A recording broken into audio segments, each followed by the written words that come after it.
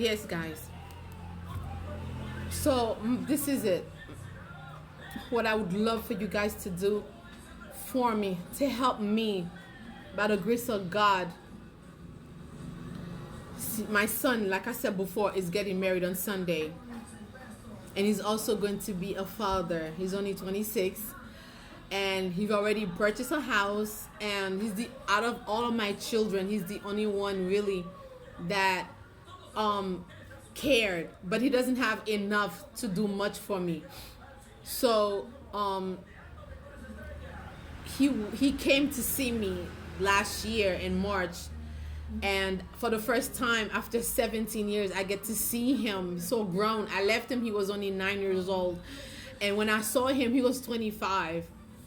So we didn't have much time together, and so he only spent 2 weeks with me. And he also met his bride to be. So she's also Haitian. They've met through Facebook. Actually, it's another story. And that girl was a girl that my best friend, when I was in kindergarten in Haiti, that's her daughter. It's funny. Life is funny. So they've met on Facebook. When my son told me that he was talking to this girl, her name is such and such, and I was like, can I see her? And he sent me a picture of her, and I'm like, oh my God, that's my daughter, because I helped raise her. She was living with me in Haiti, you know. And it's funny how my son and her got together. Now they building a family together. She was already like family to me, like my own daughter. And she used to call me mom, and she still call me mother. So now my son had her come to stay with me in the Dominican Republic in Boca Chica. And so they've met, they fell in love. I mean, he was already in love with her on the phone, like just talking on the phone and stuff. And when my son came, wow, he bought present. I mean, he did a lot, and he's such a gentleman. I think he's one of the best sons any mother could ever have or ask for. But I'm so lucky to have him, and wish things were different. So so the girl came to stay with me in DR, and and guess what? Now she's in the United States with him, and her family had filed for her on Biden, and she got approved, and she's living now with my son in Georgia. So my son's dream was like for me to come to be there at the wedding, and when I said I was gonna do this, making these videos, he was like, yes mom, do it, you never know. So I am asking you guys for help. Come rescue me. I don't know how you guys can make this possible to help me, so I can, like, I don't know if I can be there physically, but some way, somehow help me.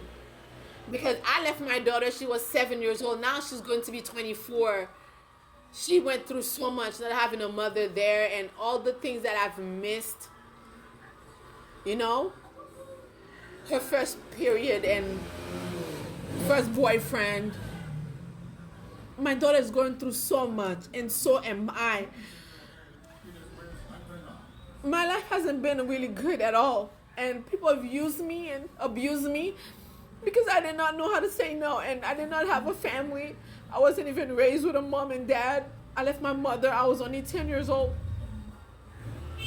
I didn't really know anything. I didn't know a lot. Now that I do, but I'm here. My third child, his name is Ryan. He was given up for adoption because that's another story. I would love to find him. You guys, I need your help. Help me find my son. Help me find him. He was born in Jackson Memorial Hospital in Miami, Florida. Last time I saw him, he was only 4, I think, or 5 years old. Now he's going to be 25 on August 21st.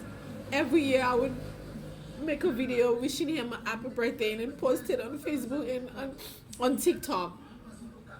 And I am wishing and hoping one day I can find him before I die. You guys, I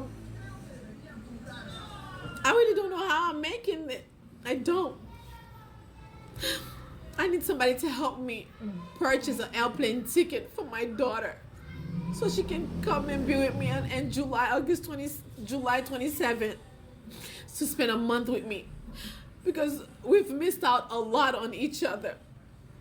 There's a lot of things I want to do with her. You know, when I talk to her, and I'm like, when I'm with you, can you let me baby you? I'll have you sit on my lap.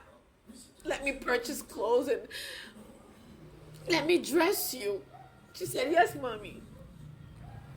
It's really hard. My daughter, she is traumatized. All of my kids are, especially the first one, even though we don't have a close relationship. He barely talks to me, you know, and it's not his fault. I don't blame him. It's because the person who raised them after I left, all that is because I didn't have family. You know?